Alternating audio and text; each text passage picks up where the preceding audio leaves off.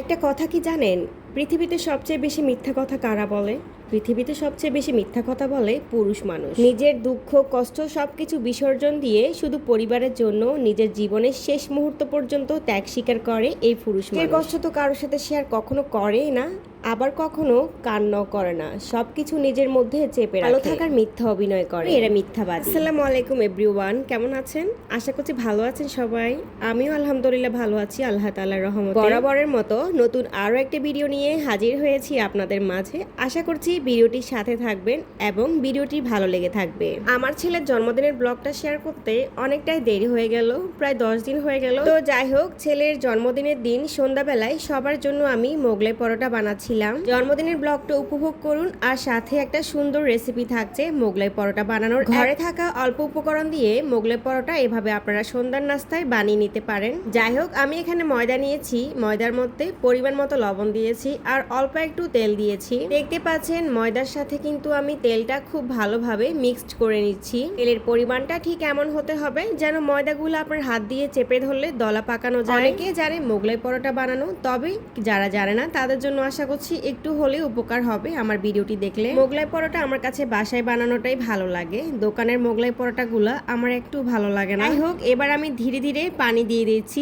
একদম পরোটার ডো আমরা যেভাবে রেডি করি না, ঠিক সেম প্রসেসে কিন্তু মোগলাই পরোটার ডোটাও রেডি করে নিতে হয়। এখানে কোনো কুসুম গরম পানি দেওয়ার প্রয়োজন নেই, নর্মাল টেম্পারেচারে থাকা পানি দিলেই হবে। তো আজকে আমি বড় সাইজের মোগলাই পরোটাগুলো বানাবো। মিনি সাইজের মোগলাই পরোটাও বানানো যায়, তবে ওগুলো বানাতে অনেকটাই টাইম লস হয়, এজন্য আমি বড় সাইজ করে বানাবো। তাই যাই হোক, সবকিছু কিন্তু ভিডিও করা পসিবল না, কারণ ভিডিও অনেক বেশি লং হয়ে যাবে। তো যতটুকু পেরেছি আর কি আপনাদের সাথে শেয়ার করে নিচ্ছি। এদিকে মোগলাই বানানোর জন্য আমি কিন্তু আজকে 3টা ডিম নিয়েছি, আর ডিমের মধ্যে পেঁয়াজ কাঁচামরিচ সবকিছু দিয়ে, মানে আমরা যেভাবে ডিম ভাজি করি না, সেম প্রসেসে কিন্তু ডিমটাকে আমি গুলে নিয়েছি। যাই হোক, দেখতে পেলেন আমি কিন্তু একটা রুটি বানিয়ে নিয়েছি, আর রুটির মধ্যে কিভাবে চামচ দিয়ে গুলিয়ে নেওয়া ডিমটা দিয়ে দিচ্ছি। ডিমের পরিমাণটা বেশিও দেওয়া যাবে না, আবার কমও দেওয়া যাবে না। কম দিলে খেতে ভালো লাগবে না, বেশি দিলে ডিমটা কিন্তু সাইড দিয়ে বের হয়ে আসবে। তো এই যে ভিডিওতে দেখতে পেলেন আমি গোল করে দিলাম, আর সাইডে কতটুকু জায়গা ফাঁক রেখেছি। এবার আমি ভাজটা করে নিচ্ছি, আর ডিম দিয়ে দেখুন ভাজের উপর দিয়ে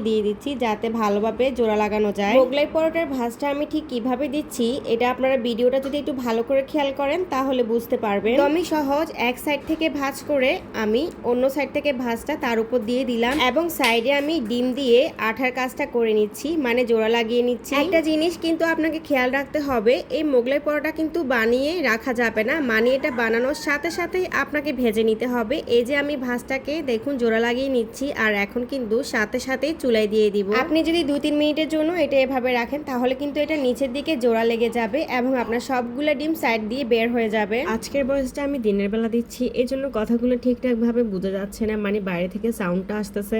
যাই হোক আপুরা, ব্যাপারটা একটু ক্ষমা সুন্দর দৃষ্টিতে দেখবেন। আসলে রাতের বেলা অনেক বেশি ব্যস্ত ছিলাম কালকে, তাই বয়সটা রাতে দিতে পারিনি। যাই হোক, এই মোগলাই পরোটা বানানোর কিন্তু একটা প্যারা আছে, এটা কিন্তু ভাজতে অনেকক্ষণ সময় লাগে, কারণ পরোটাগুলো ভাজার সময় চুলার আঁচটা কিন্তু একদম লোতে রাখতে হয়। হাইতে বা মিডিয়ামে রাখলে কিন্তু এগুলো উপর দিয়ে কালার চলে আসে আর ভিতরটা একদমই কাঁচা থেকে যায়। বানানোর প্রসেসিংটা কিন্তু অনেক বেশি ইজি, বাট ভাজতে অনেকটাই সময় লেগে যায়। যাই হোক, কথা বলতে বলতে সবগুলো মোগলাই পরোটা বানিয়ে নিয়েছি, আর এখন আমি মেহমানদের জন্য এভাবে সার্ভ করে নিচ্ছি। মোগলাই পরোটার সাথে অবশ্যই একটু সালাদ রাখলে অনেক বেশি মজা লাগে খেতে, সাথে তো সস থাকবেই। নাস্তা শেষ করে আমরা কিন্তু পরের দিনের আয়োজনের জন্য রান্না বান্না অর্ধেক করে নিয়েছি, আমি আর আমার আম্মু মিলে। কোনো ওকেশনে আমি চেষ্টা করি রাতের বেলায় অর্ধেক কাজ সেরে রাখতে, এতে করে সকালবেলা কিন্তু অনেকটাই প্রশান্তিতে থাকি। আর এই যে এখন রাত 9টা থেকে সবাই কিন্তু বার্থডের প্রিপারেশন নিয়ে নিচ্ছে। আমার হাজবেন্ড, ছোট বোনের জামাই আর আমার ছোট ভাই মিলে পুরো বার্থডে ডেকোরেশনটা করেছে। সত্যি কথা বলতে কেক কাটাটা আমার কাছে নিছকই অর্থহীন মনে হয়। আমার মেয়ের প্রোগ্রাম ছিল এর পরের দিন, মানে আমি কয়েকজন এতিমকে খাইয়েছিলাম আমার যতটুকু তৌফিকে ছিল আর কি। আর কেকটাও কিন্তু নিজের হাতে বানিয়েছি, বাইরে থেকে আর এক্সট্রা করে কেক কিনে বাজে করতে হয়নি। নিজের হাতে সবকিছু বানানোর মধ্যেও অন্যরকম একটা তৃপ্তি রয়েছে। আমার মেয়ে আর আমার বোনের ছেলে কেক খাওয়ার জন্য অনেক বেশি পাগল। আসলে চাইলেও এখন ব্যস্ততার জন্য আগের মতো কেক বানাতে পারিনি। আমার মেয়ে যখন ছোট ছিল তখন অনেক কেক বানাতাম। মেয়েদের বার্থডেগুলোতে সবসময় চেষ্টা করি বাইরের কিছু মানুষকে খাওয়ানোর জন্য।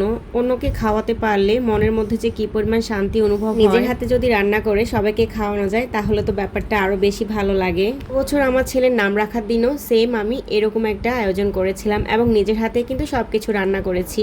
এদিকে খেয়াল করেছেন কথা বলতে বলতে বাজে সবগুলো বেলুন কিন্তু ফোলানো হয়ে গিয়েছে। তবে ইন্টারেস্টিং ব্যাপার কি জানেন, এই কাজগুলো করার সময় আমরা কি করছি, আমাদের বাচ্চাগুলোকে রুমের মধ্যে দরজা বন্ধ করে আটকে রেখেছি, কারণ বাচ্চারা যদি থাকে একটা কাজও কিন্তু ঠিকঠাক মতো করা যাবে না। আজকের বয়সটা দিতে খুবই বিরক্ত লাগতেছে। এই যে আমি এখন বিকেলবেলা বয়স দিচ্ছি আর আমার ছেলে আমার গায়ের উপর এসে গড়াগড়ি করতেছে। আপনারা নিশ্চয়ই ওর বয়সটা শুনতে পাচ্ছেন। যাই হোক, ছোটখাটো করে ঘরোয়াভাবে বার্থডেটা এভাবে সেলিব্রেট করেছি। আর এই যে দেখুন আমার বাপজান, আমার আম্মাজান সবাই কিন্তু সেজে গুছে একদম বসে আছে। আমার পাখি তিনটার জন্য আমি কিন্তু সেম কালারের ড্রেস মানে ম্যাচিং ড্রেস সেলাই করে দিয়েছি বার্থডেতে। আর এই যে দেখুন কেকটা নিজের হাতে কিন্তু বানিয়েছি এবং খুব সিম্পল ভাবে কিন্তু আমি ডিজাইনটা করেছি। যদিও আমি একে ডিজাইন এখনো ভালোভাবে পারি না, তবে কেক কিন্তু আলহামদুলিল্লাহ খেতে বেশ মজা হয়। যাই হোক, টেবিল সাজানোর জন্য কিছু মিষ্টি নিয়ে নিয়েছি। শুধু কেক দিলে কি ভালো লাগে, টেবিলে তো আরো কিছু এক্সট্রা জিনিসও রাখতে হয়, তাই না?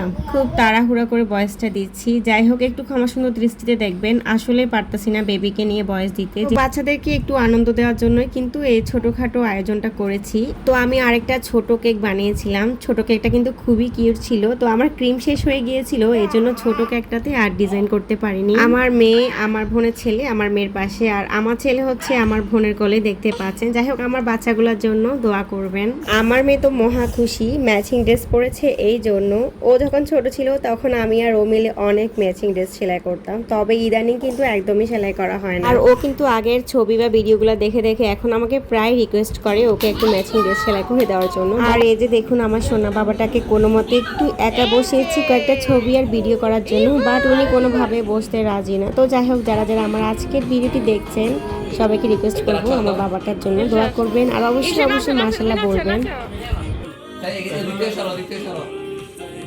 তো আমার বাচ্চাদের এই ম্যাচিং ড্রেসগুলো কেমন হয়েছে কমেন্টস করে জানাবেন আপুরা। আর এই যে এখন কেক কাটার পালা, কেক কাটতে আসছি। কি কেক কাটবো, আমার মেয়ে কেক কাটার জন্য পাগল হয়ে গেছে, মানে মনে হচ্ছে যে ওরই বাজে, ওর ভাইয়ের বাজেতে ও এত বেশি এনজয় করতেছে। আমার আব্বাজান তো আগুন দেখে মানে পুরো হা হয়ে গেছে, অবাক হয়ে তাকাই আছে যে এটা কি দেখতেছে।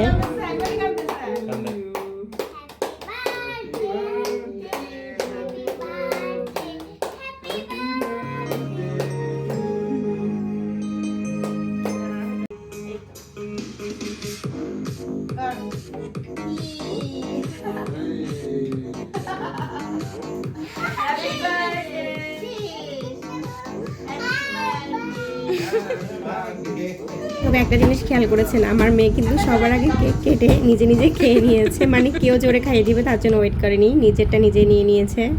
আর এই যে এখন আব্বু আম্মু বসলো।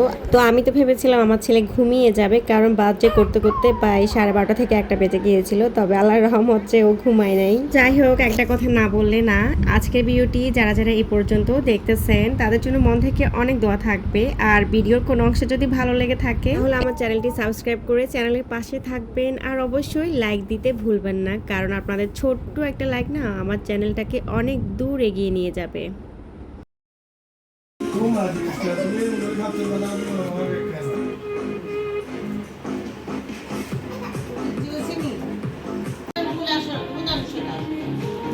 ওর পকেটে রাখো না এখন।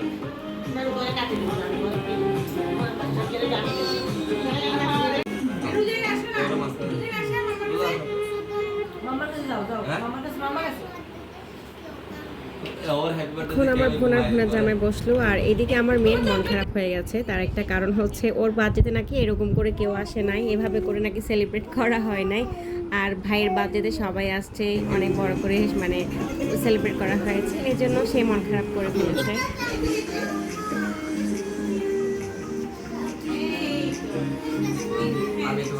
ভিডিওটি এ পর্যন্ত ছিল। সবাই ভালো থাকবেন, সুস্থ থাকবেন। আল্লাহ হাফেজ।